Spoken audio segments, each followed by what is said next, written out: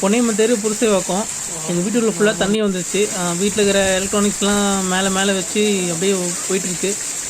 கொஞ்ச நேரத்தில் செம்ம தண்ணி வந்துச்சு. காலைல 7 மணிக்கு வர மாதிரி தான் இருந்துச்சு. கொஞ்சம் கடை டைம் ஆக 7:30 8க்குலாம் சரியான தண்ணி வீடு ஃபுல்லாக.